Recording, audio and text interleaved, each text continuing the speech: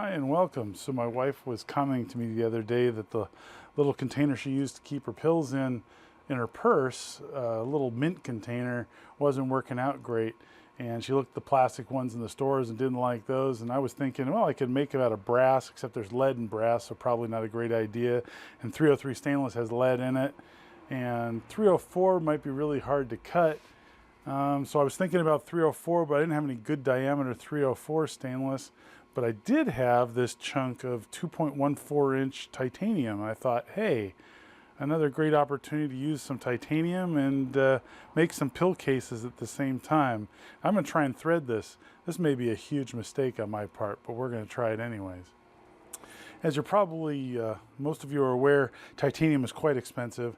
And although I didn't pay a lot for this because this is a little cut-off scrap, it still wasn't cheap. So it's certainly, you got to think about it before you do something rash. In order to get the most out of this piece, I want to be able to hold all of it. And one way would be to use soft jaws. But what I'm going to try and do instead is I'm going to face this side first to make it flat and square. Then I'm going to turn down a section of it to be 2 inches, and then flip it around in the vice jaws, and then turn the rest down to 2 inches, and face the side and work off this side. That way I can move it in and out and still keep it concentric with the 6-jaw chuck. This is a set true chuck, so if it's not perfect, I will fix it then.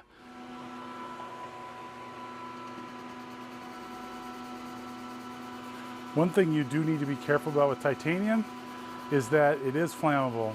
So if you make really small chips and you do high RPM where they're getting hot, they can catch on fire.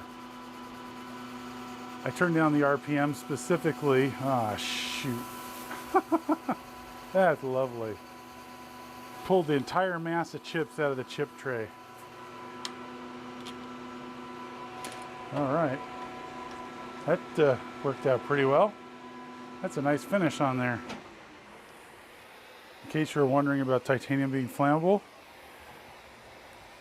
and you can't put it out with water, but what you can put it out with is sand. So for machinists that are dealing with lots of titanium, you should have a bucket of sand near your tools because it burns quite hot. Now I've turned it into titanium dioxide, which is the white pigment in paint. Except it's not very white here, probably because there's carbon contaminants from the flame. Now we're just going to turn down the side. I'm just going to do a test cut, very light one, just 10/1000ths a side.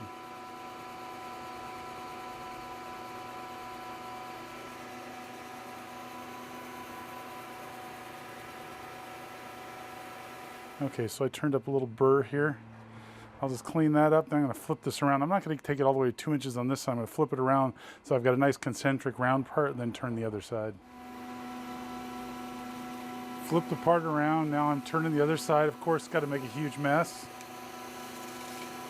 I'm not getting good oh wow. Actually, I'm seeing some glowing chips there, so we will back off. Not getting chip breaking, probably because my feed rate is a little low. This is 50,000ths depth of cut. I guess what we will try and do is up the feed rate just a little bit. Still not breaking chips. That was up to 7,000ths a revolution. All right, so I've doubled the feed rate to 14,000ths a revolution. It's curling tightly, just not breaking chips.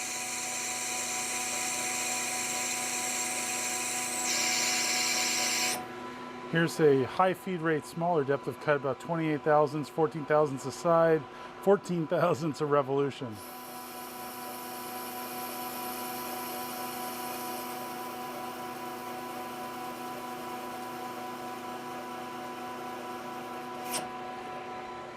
And as I'm looking at the tip of my carbide cutter, I'm seeing glowing, which is not what you want to see. So one of the reasons I stopped between all these cuts is I am removing all the chips from below the chuck, because if there is a fire, I don't want there to be much fuel for it. So another solution is, of course, to use coolant. I'm choosing not to because I don't really have coolant set up on this lathe. I do have a misting coolant, but it does make a huge mess, so I'm avoiding at this point. I've switched to a much sharper kind of insert that also gives a huge amount of relief behind itself. I'm only trying to take off 2/1000, so this is risky because this is definitely flammable. This is an aluminum coated thing and a positive rake.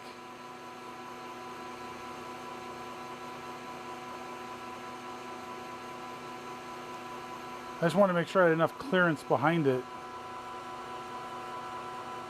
On this next portion of video, unfortunately, there's no audio because I wasn't watching my audio meters and my microphone battery died. But we're going to hollow out this part, and we're going to use a trepanning cutter to do it. And trepanning cutters are curved, and for the initial cut, they're designed for very specific radiuses. You can see the curve there, and this one's designed for 35 to 48 millimeters, and that's only for the first cut. After the first cut, you've cleared away enough material that you can usually go side to side without having the cutter or the tool run into the part.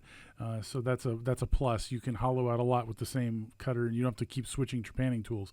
But the initial groove, if you go more than just the relief on the cutter, you will run into the tool itself. So you've got to get the right trepanning tool for that diameter. So we're going to hollow this out and try and be careful because, again, we know this is titanium. So here we go with the cut, and we're going to plunge straight in, and you'll notice it's not rubbing. Although it is canted, the cutter engages on one side before the other, which is kind of interesting. My tool post is square. I use a 1-2-3 block to square it with the chuck face. So it was square, and I believe, so I just think the cutter geometry was such that it cuts on one side first. And these ribbons are a total pain to deal with, but they're very thick, so worrying about them catching on fire is not too big a deal. But if they did, you'd have a problem on your hands. By the way, I mentioned earlier that you can't use water to put out titanium. The reason for that is because titanium will once it gets very hot, it wants oxygen so badly it'll strip the oxygen molecules off of water itself, forming hydrogen gas, and then the hydrogen gas explodes, so you'll get a double combustion. So it is nothing to mess with. You've got to be very careful when you're machining titanium.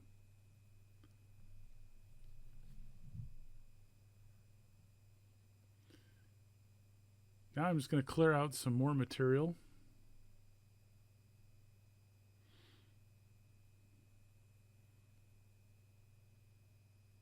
I wish the chips would clear better.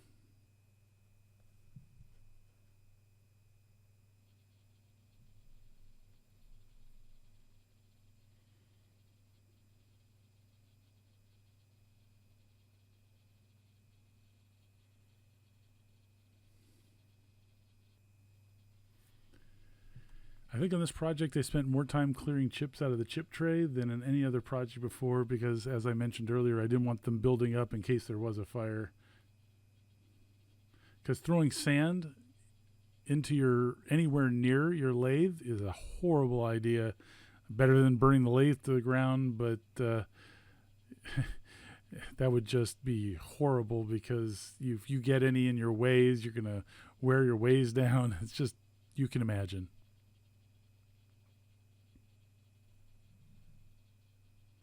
Here's cleaning up the face and just getting off the last little bit. Next up, we're going to trepan relief for the threads. So I'm using this thin bit inside grooving cutter. Actually, this tool will do inside and outside because it's reversible, which is pretty handy. Problem is we're taking off very tiny bite, and you got to be concerned about very, very fine chips because they can ignite. Also, it's difficult to get them out of there. So we got the relief, and then we're going to try and thread this sucker with 48 thread per inch threads, if I remember right. That's really tight. And I've got to stop on time because I looked for my left-handed threading inserts, and it turns out I didn't have any small enough to get in here, so I can't use the Paizinski method and run your lathe in reverse and go from the inside out. Instead, we have to just be able to stop in this tiny little relief. And I forget how wide this relief was. I think it was something like 40 thousandths or something like that. But I put my lathe at the slowest speed to give myself a fighting chance. Here's my smallest threading tool, and it's a pretty small one. I think that is a 8 millimeter or 6 millimeter diameter boring bar, with a small threading insert. However, even this threading insert will run into the back before I get into, all the way through the thread and into the relief zone. It will run into the cutter just like I'm showing there. So I can't use this. Fortunately, I have another solution. And that solution is to use a very small micro 100 boring bar in a holder. So we will do that. And I barely have enough room. I think I have like 15 to 20 thousandths of space, even though the groove's 40 or 60 thousandths wide. I only have about 20 thousandths after the last thread to stop this thing so I don't run into the back and break the tool and basically crash. Very scary. Here's a first pass. Hold your breath. And I was able to stop.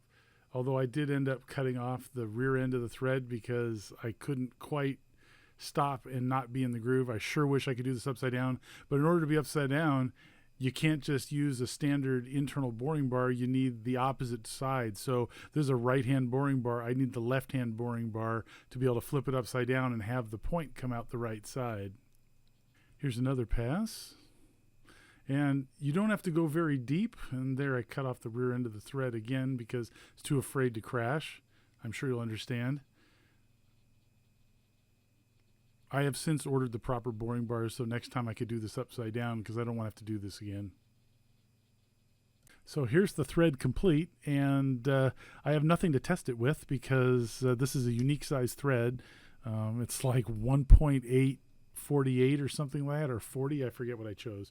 But in any case, it's not a thread that you could easily find a go-no-go gauge for. You'd have to have something custom made. So instead, I'm going to part this off. This is the lid, and I will use this to test the other side to make sure it fits.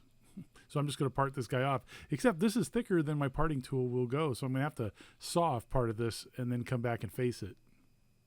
Here's the parting operation. So this is the lid of the box. And you can see that it's very close, that I am very short distance from being able to part this successfully all the way off. If I used the other kind of parting tool I have, I probably could have made it.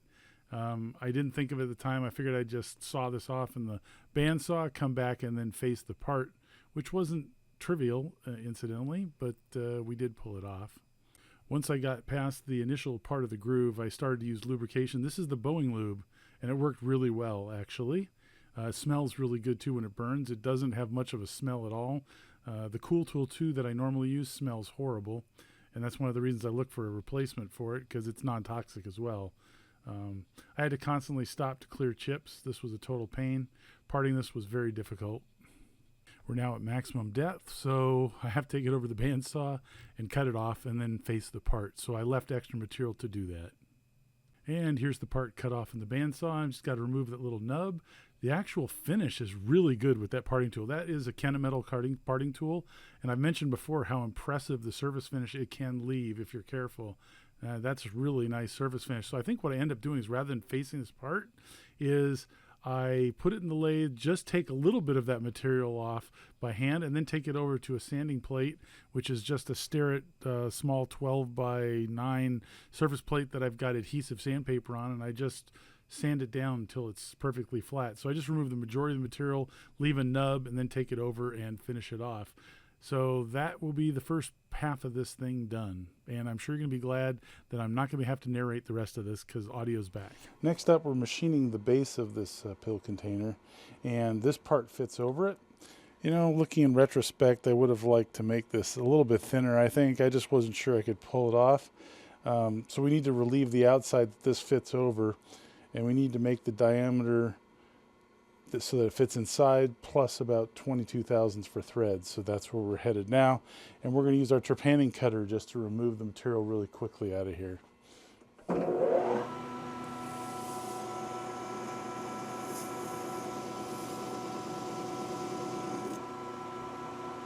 Okay.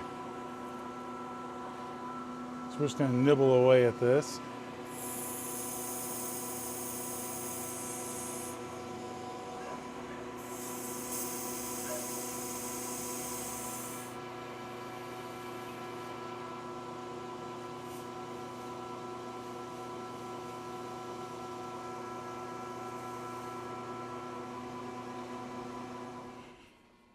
So I switched cutters from the trepanning cutter to this diamond that is incredibly narrow, that comes to a perpendicular angle, and it's an aluminum cutting bit, which seems to do really well with titanium for a good finish.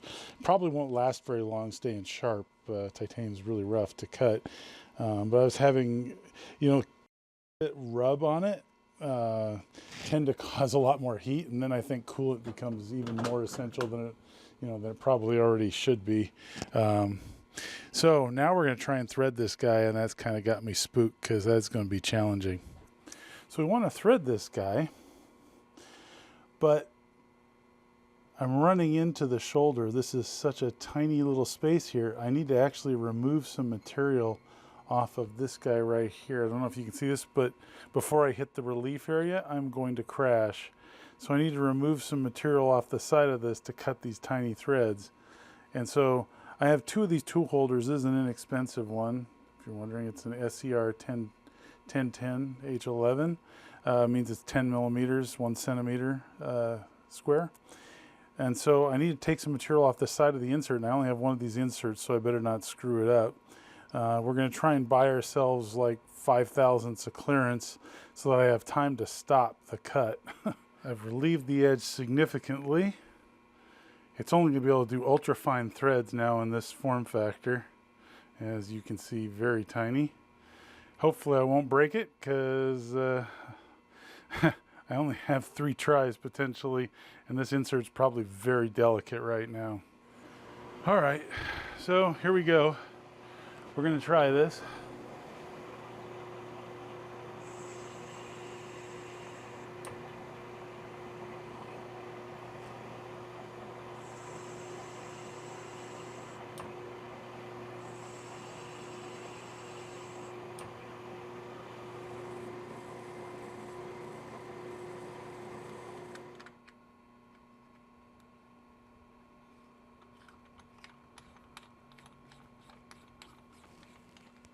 Yeah, that's a great fit. Okay, so I need to remove some material off the front of this, because you can see I can't seat it all the way down, and I can't change the cap very easily. Had to make some adjustments because I couldn't get it to thread all the way flat, so I removed some of the face material off. Starting it is not trivial. I've put a chamfer in it, but I don't know that I've got enough of one. But once you get it lined up, that's the problem with really fine threads. They can be a pain to line up. I hope that's not going to end up being a major problem long term, but it does tighten nicely. And I made the threads loose so that they wouldn't struggle to get it started. I figured that would help. Yeah, it starts okay. Just got to get it lined up. All right, so now we just need to hollow it out and part it off, and then we can do the final finishing, which is going to be interesting. So we're back to the trepanning tool to clear this out, the appropriate size trepanning tool. So initially I'm going to go in about 10/1000ths again so I can do a finishing pass later on the outside edge. And we want to plunge.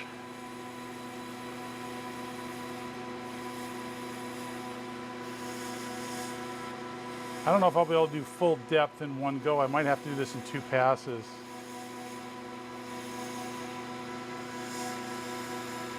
Oh man, yeah, I think so. Maybe even 3, because I want 300/1000ths depth.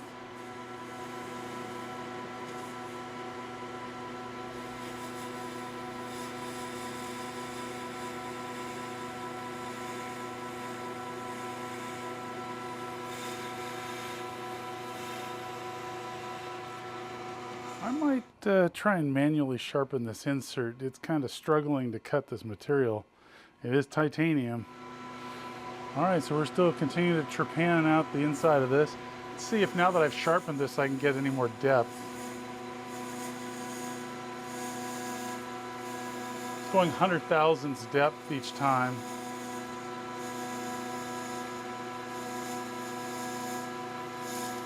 Whoops. Things getting a little too hot there. Definitely a risk with titanium. That was about 170/1000ths.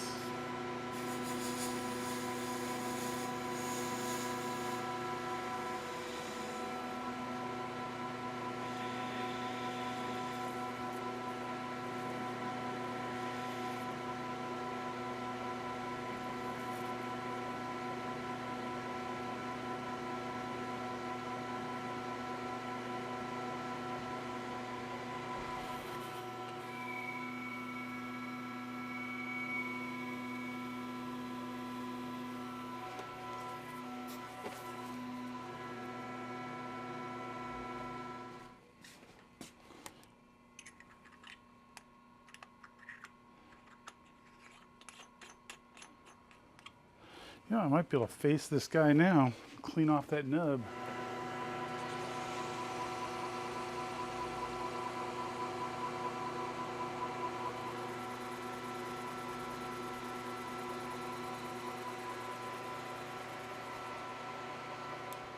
Well, it kind of made the top and bottom one, didn't it?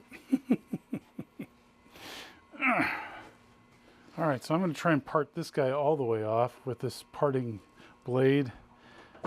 It's one I reviewed a while ago.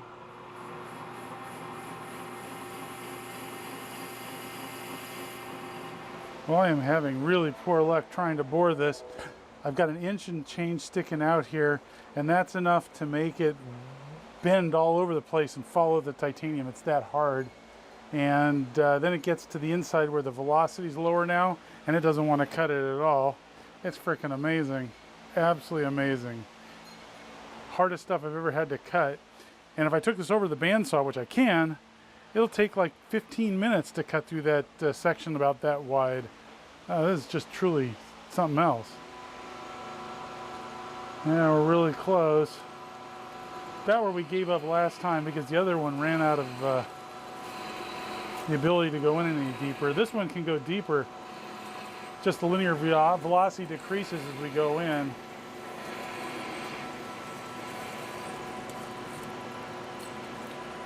Well, that was worth my life. Holy cow, is that hot.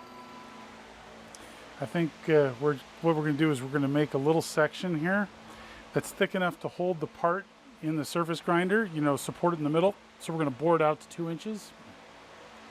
And that's all it's going to be for. It's just going to hold the part in the surface grinder. 175 thousandths depth of cut.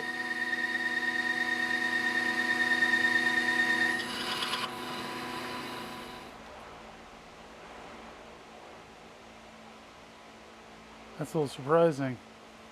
I was shooting for under. Just a tiny bit over. All right. I think it'll work though.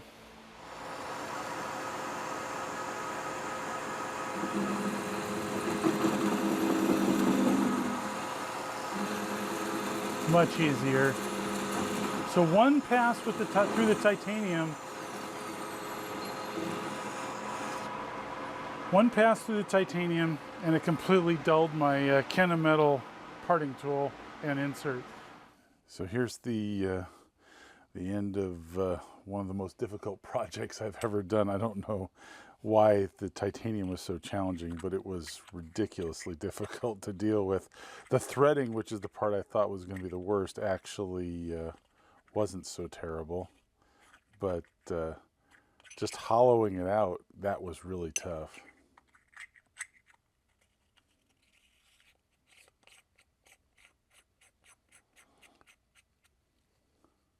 And that's about it. This was a very, very challenging project, and I'm sure people with more experience with titanium could have done it more easily and better, but it's all a learning experience, so I'm really glad I did it. And I might very well anodize this color for my wife, but we'll have to figure that out after. Thanks for watching. Hope you find it useful. Hope to see you next time.